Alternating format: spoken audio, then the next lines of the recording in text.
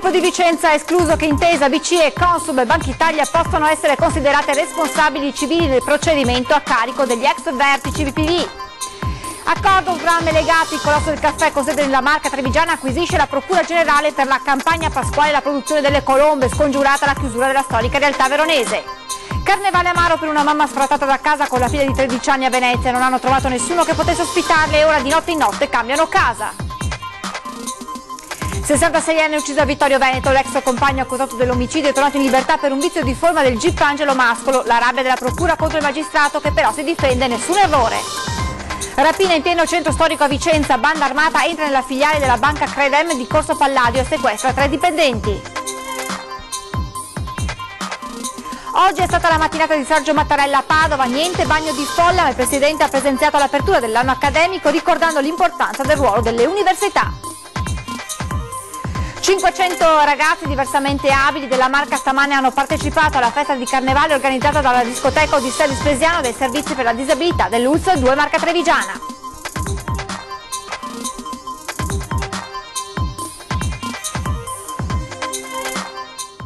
Buonasera e ben ritrovati con l'edizione del Veneto dei telegiornali di Antenna 3, questi i titoli. In primo piano una buona notizia, ovvero il gruppo Osbrand ha assunto la Procura Generale per finanziare la campagna di Pasqua di Melegatti e procedere con l'acquisizione della società. Lo riferisce una nota dell'azienda di Nervesa in provincia di Treviso, spiegando che l'obiettivo del gruppo è quello di rilevare l'azienda veronese per risanarla, garantendo una continuità industriale e creando un grande gruppo Made in Veneto. Nuovo spiraglio dunque di una situazione positiva per il marchio che ha inventato il Pandoro dopo il passo indietro del fondo maltese.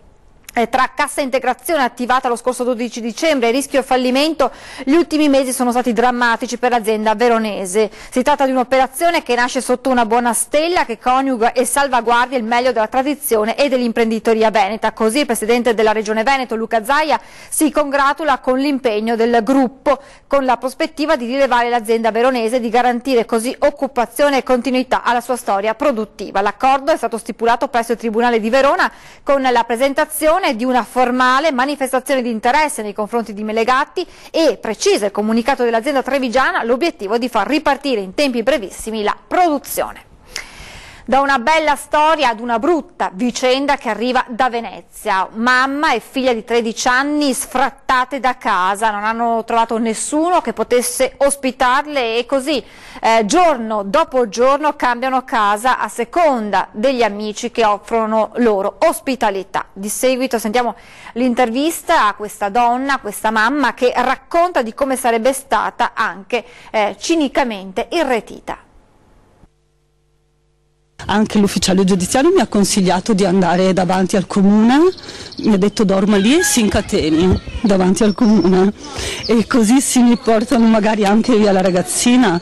Chi parla è Marica, mamma di una ragazzina di appena 13 anni, ancora scossa, racconta di quanto subito ieri con il consiglio dell'ufficiale giudiziario mentre stava sfrattando lei con la figlia dall'appartamento dove vivevano da ben 8 anni, tra l'Arsenale e Riva degli Schiavoni a Venezia, in Calle dell'Arco. Con le lacrime trattenute a stento racconta un altro episodio davvero raccapricciante. A parte mia figlia, la cosa che mi ha fatto tanto male, a parte che mi sono fidata, che l'ufficiale giudiziario, nonostante solo questo,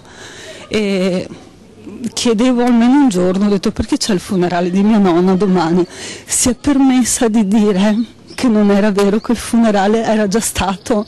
Sfrattata seppure sentita dare della bugiarda, nonostante l'epigrafe ben visibile della cara nonna estinta.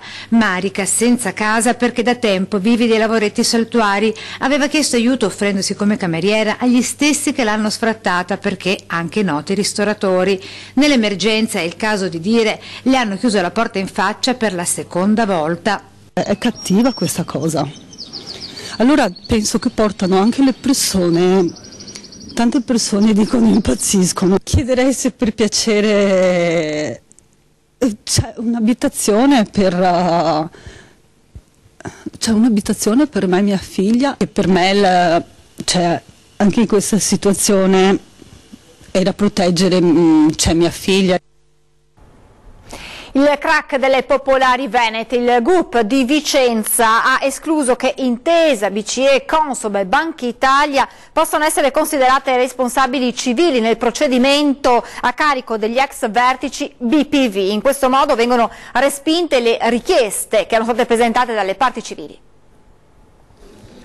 Udienza preliminare BPV. Il giudice chiude le porte agli ex soci su eventuali rivalse nei confronti di Banca Intesa, BCE, Consob e Banca d'Italia. Non possono essere considerati responsabili civili nel procedimento a carico degli ex vertici di BPV. C'è una certa amarezza da parte di noi operatori, perché speravamo ci fosse uno slancio di coraggio, di invenzione giuridica. Ha ritenuto che non ci fosse nulla nel passaggio, nell'acquisizione fatta da Intesa San Paolo che giustificasse il fatto che questa fosse chiamata a rispondere per problematiche create dal cedente. Una decisione incomprensibile che non va nella direzione di tutelare i risparmiatori truffati, la dichiarazione diffusa in una nota dal Codacons. Il giudice di Vicenza ha preferito attenersi strettamente ai dettami della norma, a differenza di quanto ha fatto quello romano nel processo gemello a Veneto Banca, con il rischio di creare risparmiatori di serie A e B. Con questa decisione di fatto le parti civili potranno rivalersi solo su Banca Popolare di Vicenza in liquidazione coatta, la Bad Bank, dove ormai anche con l'ultimo sequestro non c'è più nulla, una soddisfazione morale ma che lascia l'amaro in bocca. Ovviamente la delusione è totale perché si sperava in questo, un soggetto solvibile. Ma non è finita qui, gli avvocati degli imputati Zonina & Co hanno sollevato due eccezioni che potrebbero cambiare ulteriormente le carte in tavola. Hanno sollevato eccezione di nullità di rinvio a giudizio per gli imputati e nullità per incompatibilità territoriale per quanto riguarda il giudizio. Se accolte, il giudice si è riservato di decidere. Potrebbe significare che gli imputati nel primo caso non andranno a giudizio, nel secondo c'è il rischio di prescrizione. Chiederemo domani ai liquidatori di Banca Popolare di Vicenza Veneto Banca la procedura, perché noi faremo una richiesta di cessione di massa di tutti i soci delle loro azioni in un unico conto. Quindi mali estremi, estremi rimedi. Restiamo a Vicenza con una rapina proprio in una banca in pieno centro città. La banda è entrata in azione e ha sequestrato i dipendenti.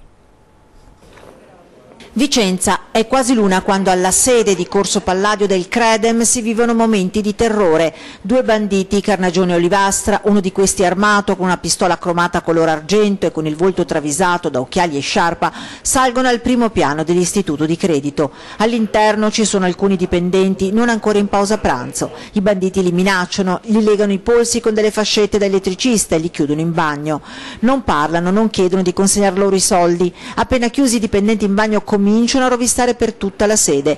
Non si accorgono però che una delle dipendenti che hanno legato e rinchiuso ha ancora con sé il cellulare, probabilmente tra le mani. La donna, con grande sangue freddo nonostante la tensione del momento, riesce ad inviare in qualche modo un SMS di allerta al 113. Sul posto, a sirene spiegate, arriva un'auto della polizia con i vigili del fuoco che provvederanno a liberare gli ostaggi. I tre dipendenti ancora scossi sono stati portati in questura, dove dovranno ripercorrere ancora una volta quei terribili momenti. Solo qualche secondo, poche parole ai colleghi che stanno rientrando. Sono un collega, stanno bene. I banditi hanno abbandonato il primo piano del Credem di Corso Palladio, forse trovando quello che cercavano, forse no. Di certo in sede non avrebbero trovato i soldi. È una cosa singolare, insomma, una banca. Ovviamente sì, perché lì non abbiamo valori. Continuiamo con la cronaca e con la scarcerazione del presunto assassino di Elda Tandura. La 66enne trovata senza vita nella sua abitazione di Vittorio Veneto. Scarcerazione avvenuta per un errore del giudice. Amarezza e delusione dalla procura di Treviso, anche perché non è la prima volta che accade nel tribunale trevigiano. Iniziata male, proseguita peggio, la vicenda della morte di Elda Tandura, la 66enne deceduta dopo un mese d'agonia all'ospedale di Treviso, si arricchisce di un nuovo incredibile capitolo, la scarcerazione del presunto assassino per errore del giudice. Già, perché ieri il Tribunale del Riesame ha disposto l'annullamento dell'ordinanza di custodia cautelare in carcere per Luca Furlan, il 49enne di Preganziol, ex compagno della donna, accusato di avere provocato con una spinta la caduta di Elda, poi poi morta in seguito alle lesioni. Il giudice è Angelo Mascolo, finito sotto i riflettori per la famosa frase sulla necessità di armarsi. Ebbene, il magistrato, nell'ordinanza con la quale disponeva la carcerazione di Furlan, avrebbe fatto proprie le considerazioni della procura senza un'autonoma valutazione come previsto dalla legge. In termini tecnici, un vizio procedurale attribuibile al giudice, tradotto un copia e incolla delle motivazioni della procura, che ha indotto Riesame ad annullare il provvedimento rimettendo Furlan in libertà.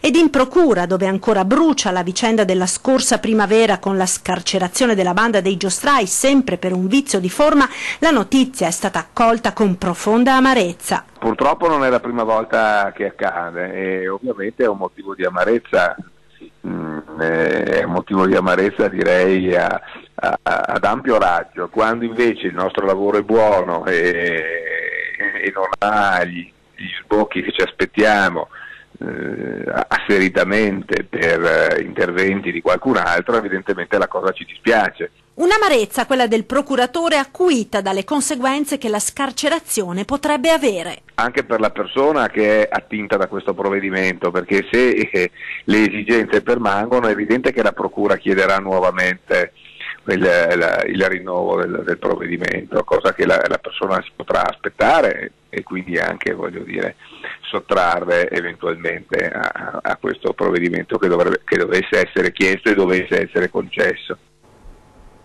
Dopo quella sulle frasi shock che gli hanno portato il soprannome di pistolero, una nuova bufera dunque si abbatte, l'avete sentito, sul giudice Mascolo, che replica così alla bocciatura del Tribunale del Riesame.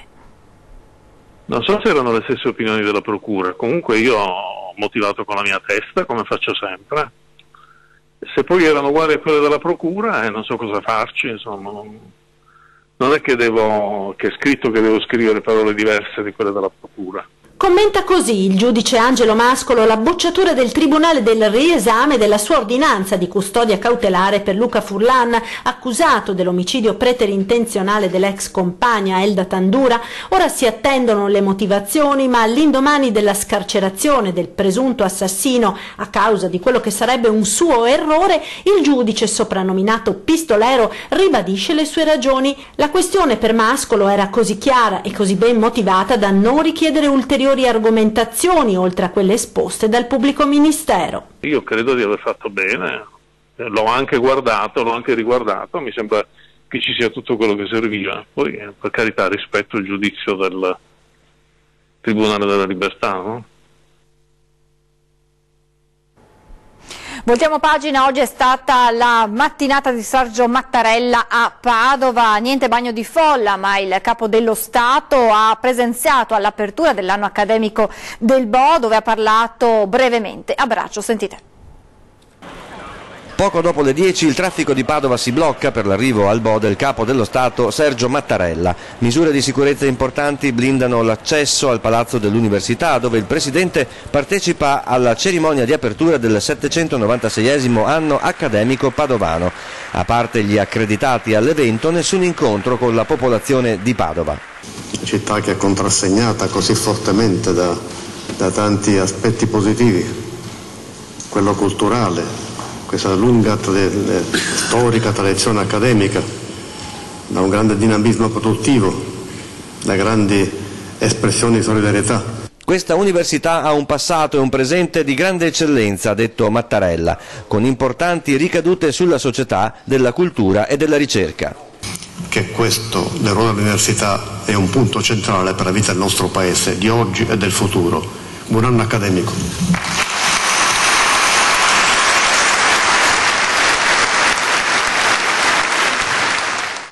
Già il futuro. Poco prima Mattarella aveva ascoltato, sembrandone molto colpito, il Presidente del Consiglio degli Studenti, Riccardo Costa, che aveva sollevato il problema del diritto allo studio a causa dei ridotti sovvenzionamenti. L'università dovrebbe permetterci di mutare utopia, ha detto Costa.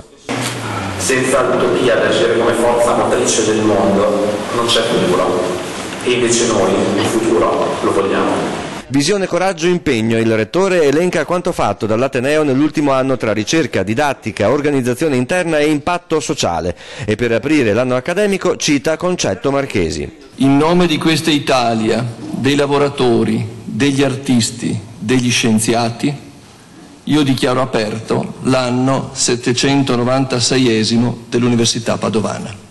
La visita di Mattarella è poi proseguita in forma privata all'Orto Botanico. Ieri sera nel suo editoriale il nostro direttore Luigi Bacciaglia aveva lanciato la sfida ai candidati al Parlamento nei collegi elettorali veneti perché mettano per scritto che voteranno per l'autonomia della nostra regione. Oggi ha accettato la sfida il senatore del Partito Democratico Giorgio Santini. Risentiamo il direttore, quello che aveva detto nel suo editoriale, e poi di seguito appunto il senatore Santini. Allora noi abbiamo pensato, mentre impazza la campagna elettorale, si sentono anche qui sul territorio promesse di ogni genere, abbiamo pensato di chiedere a tutti i candidati di impegnarsi solennemente per sostenere questa riforma storica, cioè l'autonomia della regione del Veneto. Vedremo a quel punto chi terrà veramente a questa regione e alle esigenze di un'intera comunità. Vediamo se firmeranno questo impegno o se si asterranno dal farlo, e ovviamente è una scelta più che legittima. Così almeno ci contiamo, così almeno sappiamo chi sono quelli che dicono di volerla sostenere e di poi passare dalle parole ai fatti. Il percorso per una maggiore autonomia del nostro territorio veneto dentro l'articolo 116,3 della Costituzione, quindi articolato su una serie di materie da concordare tra lo Stato e il Governo, materie importanti collegate al territorio, collegate alla salute, collegate all'ambiente, collegate alle attività lavorative, alle attività produttive, per noi, per quanto mi riguarda, è un aspetto molto importante da seguire con grande convinzione, in modo tale che nei primi mesi della prossima legislatura si possa già portare in Parlamento una proposta di legge che venga poi approvata da entrambe le Camere, che preveda l'inizio, l'avvio di questo percorso in maniera concreta.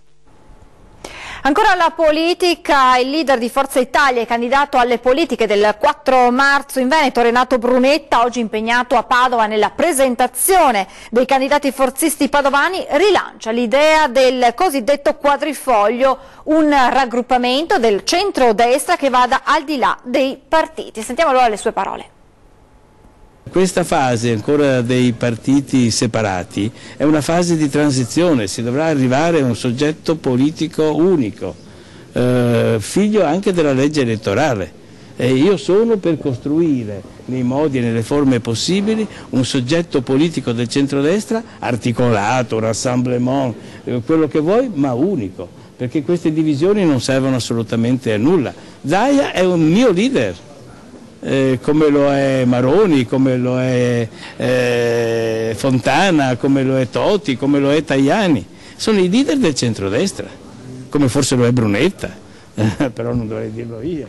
Però questa è la classe dirigente del centrodestra e superiamo della Lega, di Forza Italia, di Fratelli d'Italia.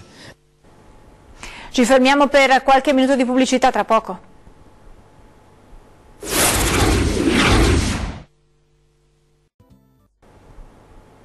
Di nuovo in diretta, tensione ieri sera in piazza Capitaniato, in centro a Padova, tra una ventina di attivisti dei centri sociali e la polizia. Il gruppo aveva tentato di bloccare un incontro di Fratelli d'Italia in occasione della giornata del ricordo. La tensione è salita in pochi minuti. In piazza Capitaniato, nella sala Nassiri, alle 20:30 di mercoledì era in programma una serata dedicata alla giornata del ricordo, con la partecipazione e testimonianza di un esule istriano e di alcuni esponenti di Forza Italia. Al grido "Morte al fascismo, libertà ai popoli", una ventina di attivisti dei centri sociali hanno tentato di bloccare l'ingresso da alcuni partecipanti e di fermare l'incontro. La polizia presente ha immediatamente chiesto i rinforzi. Una leggera carica ha permesso il regolare svolgimento della serata, giornata. Alla fine gli attivisti si sono ripresentati scandendo slogan e offese nell'ambito di quelle che sono state battezzate come passeggiate antifasciste, in corso ogni mercoledì da mesi. Nella notte una scritta inneggiante all'antifascismo è comparsa anche in via Solferino. Nuova tensione nel centro di Padova dopo gli scontri dello scorso luglio. Immediata la presa di posizione dei dirigenti di Fratelli d'Italia, che hanno chiesto una ferma condanna da parte di tutte le istituzioni locali. E dall'amministrazione comunale di Padova arriva proprio una condanna ai fatti di ieri sera. Il vice sindaco Lorenzoni: no a qualsiasi forma di violenza e provocazione. Ieri c'è stato un episodio di tensione, provocazioni reciproche, e questa città non è nuova purtroppo a manifestazioni di questo tipo. Da parte nostra veramente il richiamo al rispetto di tutti, alle idee di tutti, quindi no a qualsiasi forma di violenza e no anche a qualsiasi forma di provocazione. I valori su cui è costruita la nostra Repubblica, la nostra società, sono dei valori fermi. Chiunque li metta in discussione deve essere isolato e lasciato da parte. Mi auguro che non si ripetano questi episodi in cui debba intervenire le forze dell'ordine, e mi auguro che ci sia anche in questo momento di campagna elettorale sempre un dialogo aperto sui contenuti, con dei modi civili e con il rispetto di tutti. Lei ha fatto accenno ai valori fondanti della nostra Repubblica e quindi anche ai contenuti. Tra questi valori c'è da sempre la condanna del fascismo. Assolutamente sì. Ogni forma di discriminazione, il fascismo è una forma di discriminazione fortissima, è fuori da qualsiasi regola democratica. Cambiamo argomento. 500 ragazzi diversamente abili della provincia di Treviso si sono riuniti questa mattina per partecipare ad una festa di carnevale nella discoteca Odissea di Spresiano, festa organizzata dai servizi per la disabilità dell'ULSS 2 della Marca Trevigiana.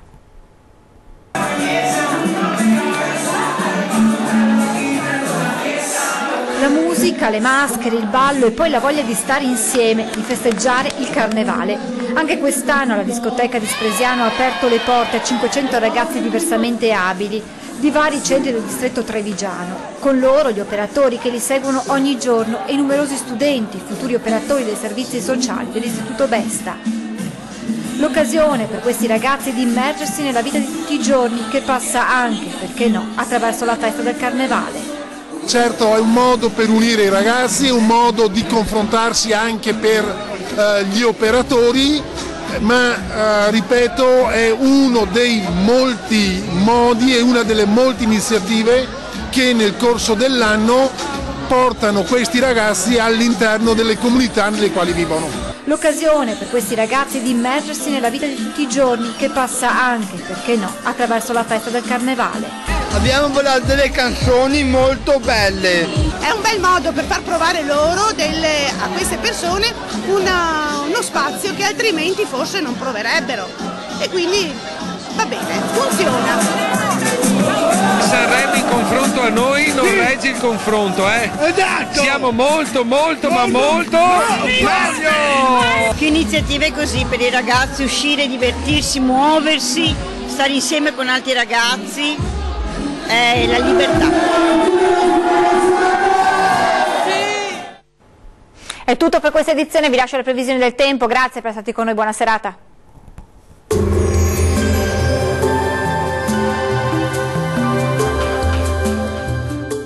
Termoidraulica Susin. Se compri una caldaia, in omaggio il condizionatore. Termoidraulica Susin a 0 branco. Ben ritrovati al meteo di Antenna 3. Non cambia molto la situazione rispetto ai giorni scorsi, sarà ancora una giornata con qualche piovasco sul Triveneto. Vediamo il dettaglio.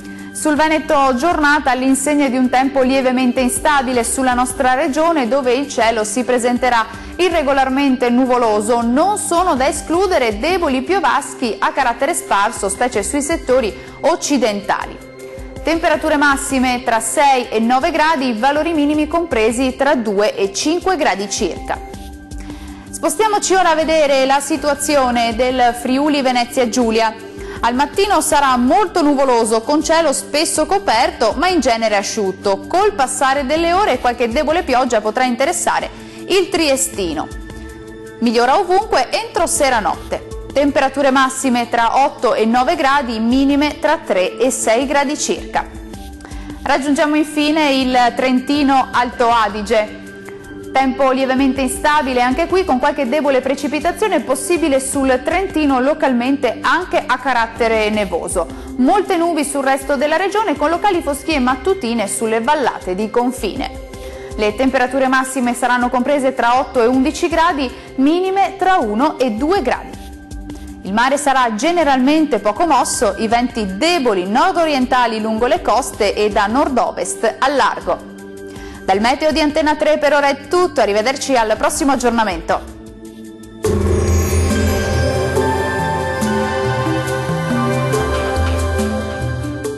Termoidraulica Susin. Se compri una caldaia, in omaggio il condizionatore. Termoidraulica Susin a 0 branco.